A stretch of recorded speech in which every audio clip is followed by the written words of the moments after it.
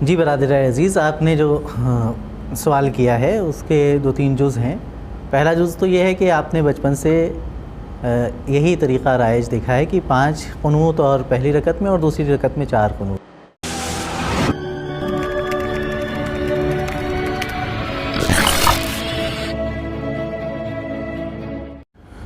ناظرین السلام علیکم۔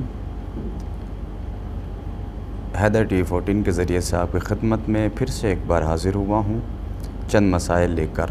جیسا کہ آپ جانتے ہیں کہ ماہ رمضان المبارک جاری و ساری ہے اور ماہ مبارک رمضان اپنے آخری عشرے میں داخل ہو چکا ہے۔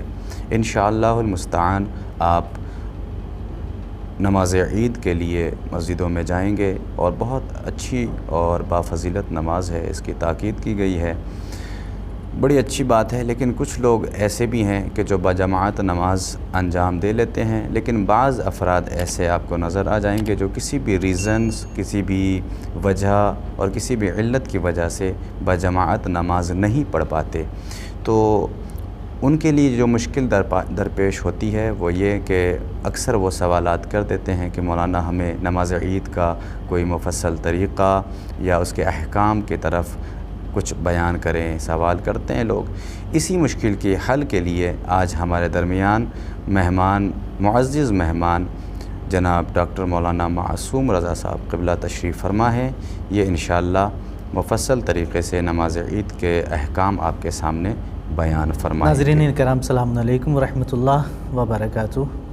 سب سے پہلے میں برادرم مولانا علی رضا صاحب کا شکریہ ادا کرتا ہوں اور کہ انہوں نے موقع دیا کہ حیدر ٹی وی 14 کے توسط سے میں مومنین کی خدمت کا یہ فریضہ انجام دے سکوں، اور ساتھ ہی ساتھ حیدر ٹی وی 14 کے تمام اراکین جو آن اسکرین اور آف اسکرین کام کر کے خدمت دین کا جذبہ جو ان کے دلوں میں ہے اسے انجام دے رہے ہیں اور مومنین کی خدمت کر رہے ہیں، بارگاہ خداوندی میں دعا گو ہوں کہ پروردگار ان کے اس جذبے کو شرف قبولیت عطا فرمائیں۔ برادرم مولانا علی رضا صاحب نے بھی سوال کیا کہ اکثر مومنین عید کی نماز کے سلسلے سے سوال کرتے ہیں، ان کی نماز اگر کسی وجہ سے جماعت میں نہیں شریک ہو پاتے اور چھوٹ جاتی ہے تو وہ فرادہ نماز کیسے پڑھیں۔ علماء کرام اور مراجع اعظام نے جو نظریات پیش کیے ہیں اس کے حساب سے میں اس ویڈیو میں مختصر نماز عید کے احکام اور نماز عید کا مفصل طریقہ آپ کے گوش گزار کرنا چاہتا ہوں۔ سب سے پہلی چیز تو یہ ہے کہ ہمیں یہ یاد رکھنا چاہیے کہ نماز عید زمانے حضور امام میں، یعنی امام علیہ الصلاۃ والسلام، امام معصوم علیہ الصلاۃ والسلام اگر موجود ہوں تو نماز عید واجب ہے، عینی ہے، فریضہ ہے۔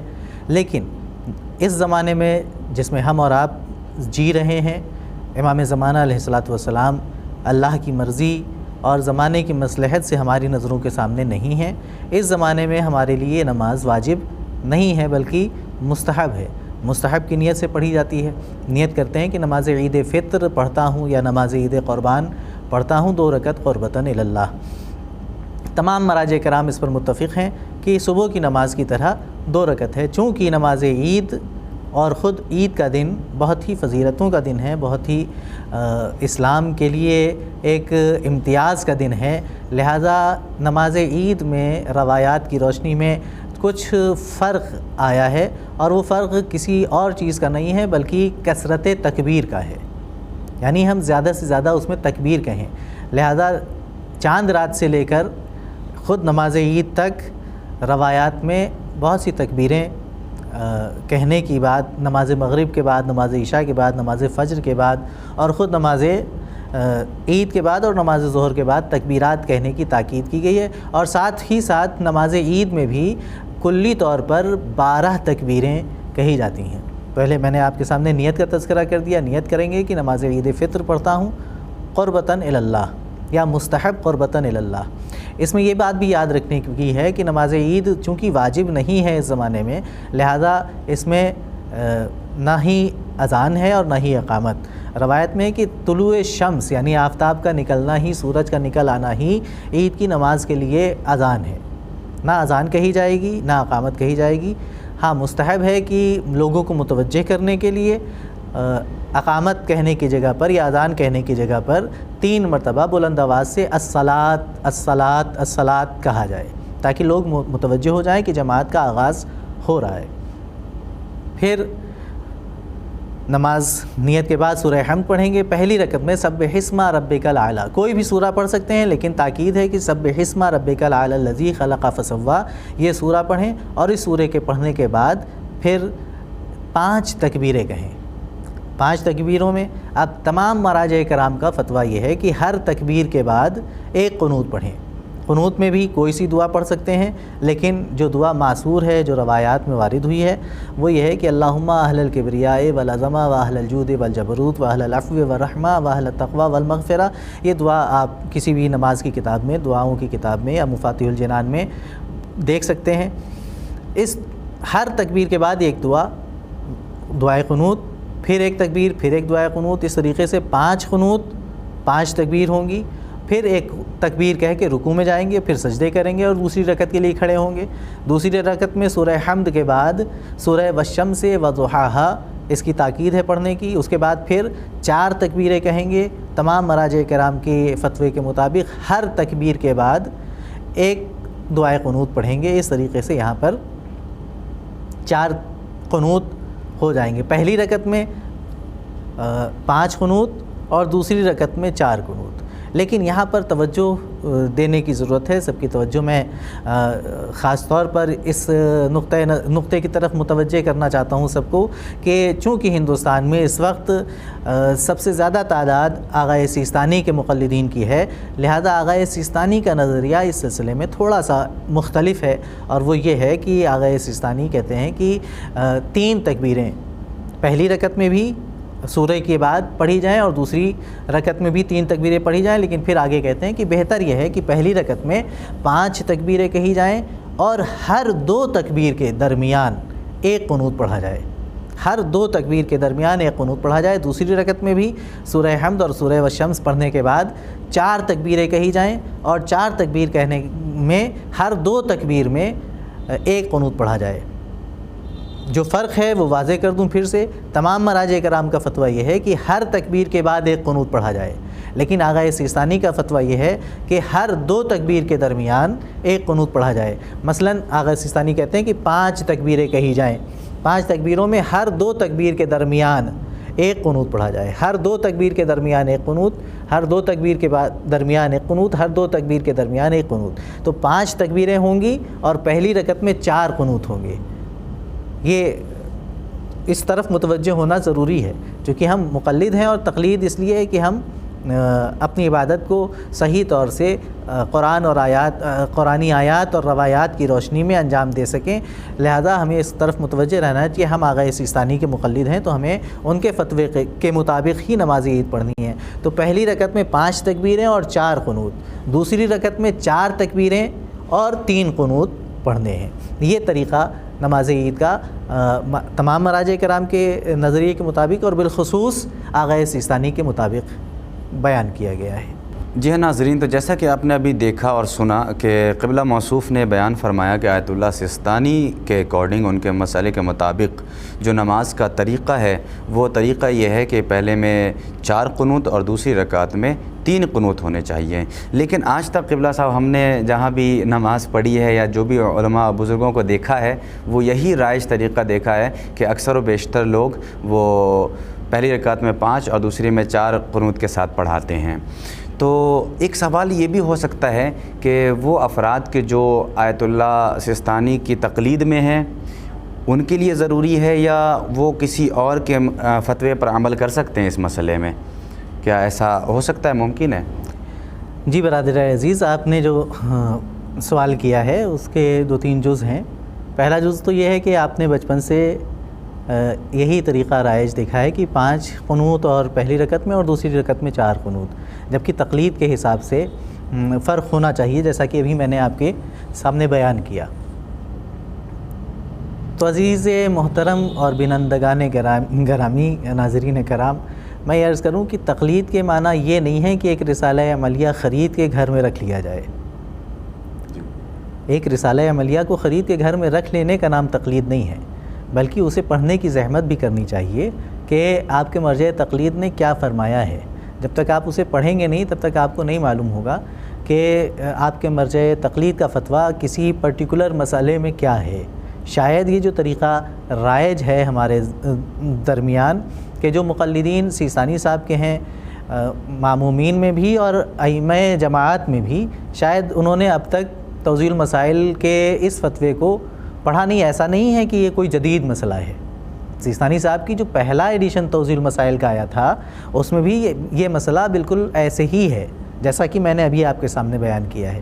لیکن یہ کہ اگر ابھی تک متوجہ نہیں تھے اور اب متوجہ ہو رہے ہیں تو پھر ہمیں اپنے عمل کو تقلید کے مطابق کر لینا چاہیے. اب دوسرا سوال یہ ہے کہ کیا یہ تقلید کے دائرے میں آتی ہے عید کی نماز یا نہیں؟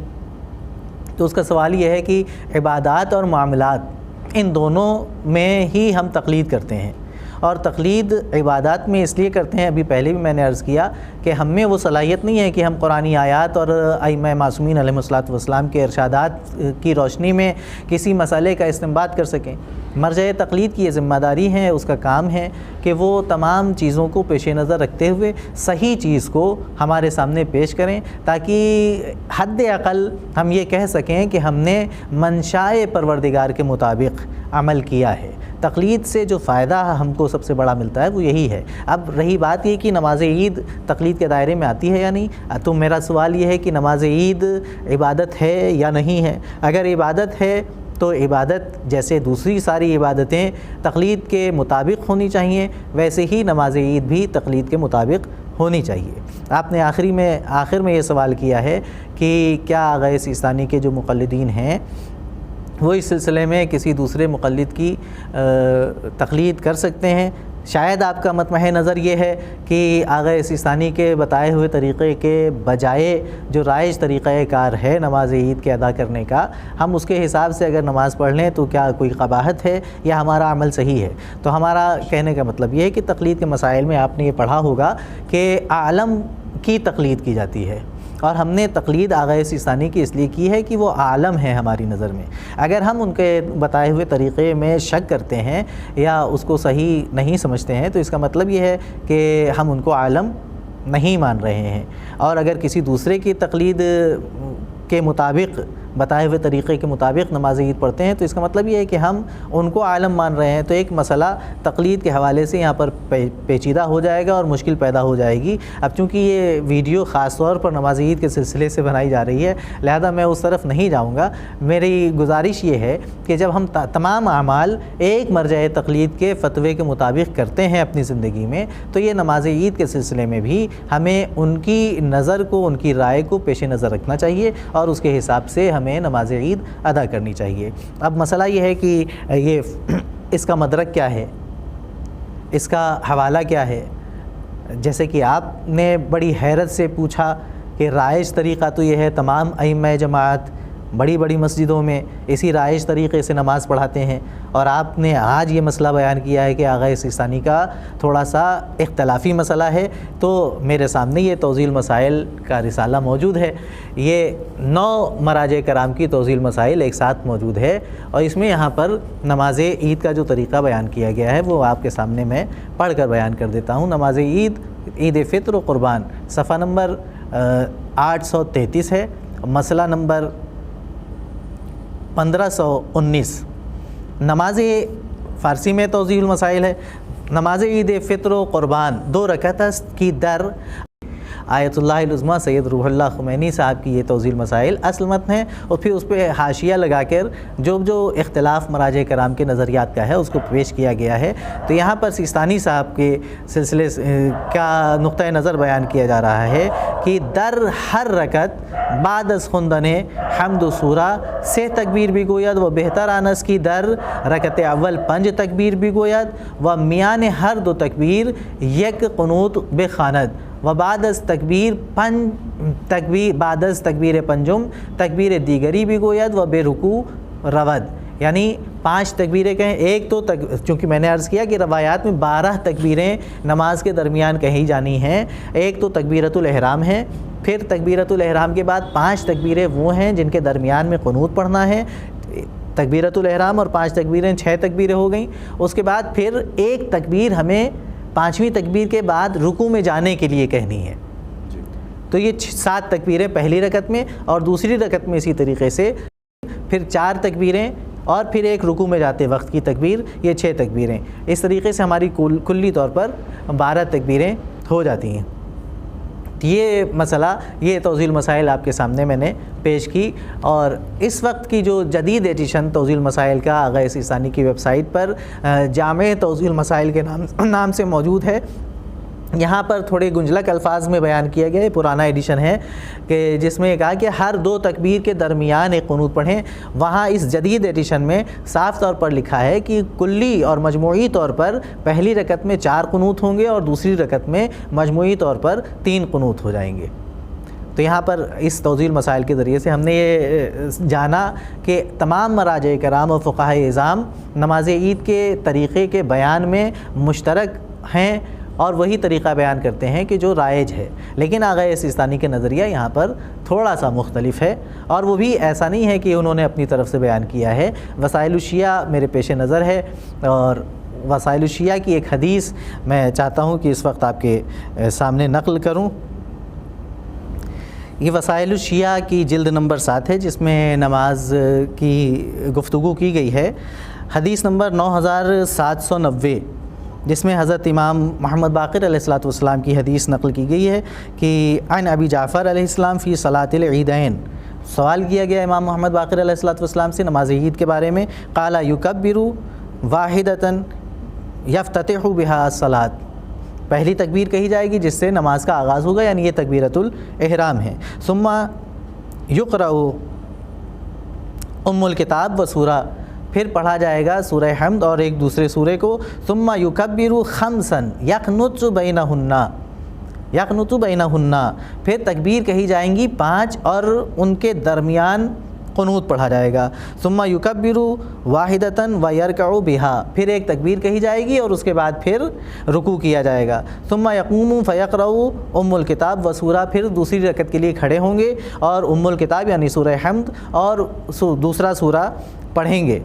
ثم یکبر واحدۃ و یرکع بها، ثم یقوم فیقرأ ام الکتاب و سورہ حمد پڑھیں گے اور سورہ پڑھیں گے۔ ویقرأ فی الاولی سبح اسم ربک الاعلی وفی الثانیہ والشمس وضحاها ویکبر 4، پھر 4 تکبیریں کہیں گے، ویقنط بینہن، اور ان 4 تکبیروں کے درمیان میں قنوت پڑھیں گے۔ ثم یرکع بالخامسہ، اور پھر 5ویں تکبیر کہہ کے ہم رکوع میں چلے جائیں گے۔ یہ امام محمد باقر علیہ السلام کی کا ارشاد گرامی ہے وسائل الشیعہ کی جلد نمبر 7 میں۔ آغا کا مطمع نظر شاید یہی حدیث مبارکہ رہی ہوگی جس کی بنیاد پر انہوں نے یہ فتویٰ صادر فرمایا ہے۔ جی ہاں ناظرین، تو آپ نے دیکھا اور سنا، اور مجھے امید ہے کہ آپ اس پر عمل بھی کریں گے، اس لیے قبلہ موصوف نے مجتہدین کرام، علماء اور مراجع کے مسائل اور فتاوے بھی آپ کے سامنے پیش کیے ہیں، اور انشاءاللہ ہم آپ کو وہ آپ اسکرین پر دیکھ رہے ہوں گے اور آپ نے دیکھا بھی ہوگا۔ اب کہنے کا مطلب یہ ہے کہ آپ انشاءاللہ یہ جو طریقے ہیں یہ حدیث کے ذریعے سے بھی قبلہ نے واضح کیا ہے کہ یہ چیزیں حدیث میں بھی ہیں۔ تو آیت اللہ سستانی کے اکارڈنگ جو ان کے مقلدین ہیں، آپ کے لیے بالخصوص میسج ہے کہ آپ اگر ان کے مقلدین ہیں، آپ ان کی تقلید میں ہیں، تو ان کے حساب سے پلیز نماز انجام دیجئے گا۔ یہی آج کے ہمارے اس ویڈیو کا پیغام ہے۔ ہم اپنے حیدر ٹی 14 کی طرف سے آپ کے شکر گزار ہیں، بہت بہت شکریہ۔ والسلام علیکم ورحمۃ اللہ وبرکاتہ۔